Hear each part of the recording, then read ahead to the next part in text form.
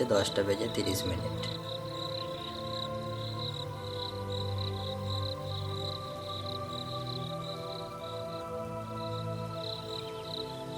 হঠাৎ রাজুর বাবা দেখতে পেল তকিপুর স্টেশনের সামনে কে যেন বসে মাছ বিক্রি করছে। রাজুর বাবা এটা দেখে থমকে দাঁড়িয়ে পড়লেন এবং মনে মনে যাই দেখে আসিল এবং তার কাছে গিয়ে জিজ্ঞেস করলেন, কে তুমি? আগে তো কোনোদিন এখানে দেখিনি মাছ বিক্রি করতে তোমাকে। কিন্তু তোমাকে আগে তো কোনোদিন দেখিনি আমি রোজই এই পথ ধরে বাড়ি যাই। এত রাতে কেউ মাছ বিক্রি করে? না না, আমি রোজই বসি এখানে মাছ বিক্রি করতে। তুমি যদি মাছ নাও তো নাও, বেশি কথা বলতে পারবো না। রাজুর বাবা মনে মনে ভাবলেন, অনেক দিন মাছও খাওয়া হয়নি।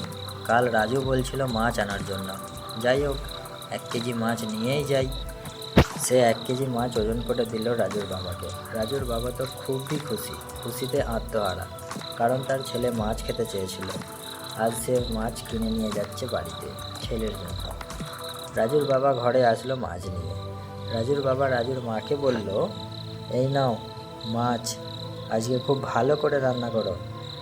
রাজুর মা মাছটা নিয়ে যেই কাটতে গেল, সঙ্গে সঙ্গে একটা ভূত মাছের ভেতর থেকে হাসতে হাসতে বেরিয়ে আসলো। কে রে, মাছ খাবি? তোরা আমাকে কাটতে যাচ্ছিলি?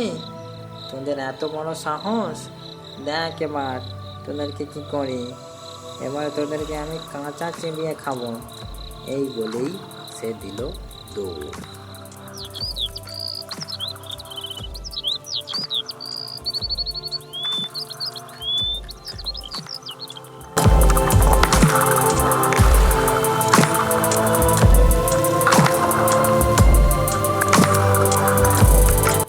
সেই দিন রাতে কারো ঘুম হয়নি ভালো করে। পরের দিন রাজুর বাবা ঘুম থেকে উঠে দোকানের দিকে রওনা হলেন এবং স্টেশনের সামনে দেখতে পেলেন কাল যে মহিলাটি মাছ বিক্রি করছিল সে মারা গেছে।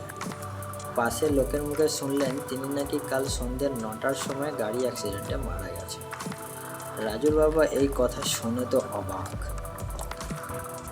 আমি তো কাল 10:30 সময় এনার থেকে 1 কেজি মাছ কিনেছিলাম।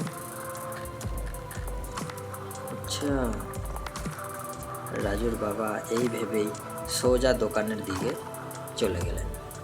সন্ধ্যা নামতে না নামতে রাজুর বাবা দোকানপাট সব বন্ধ করে সোজা বাড়ির দিকে রওনা দিলেন। বাড়ি আসতেই রাজুর মা বলে উঠল,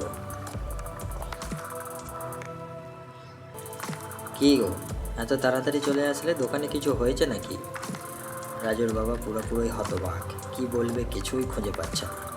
রাজুর বাবা কাঁপতে কাঁপতে একটা কথাই বলল, কাল যে 1 কেজি মাছ কিনে এনেছিলাম ওটা কোনো মাছ ছিল না, ওটা ছিল একটি ভূত মাছ। এই বলেই রাজুর বাবা অজ্ঞান হয়ে গেলেন।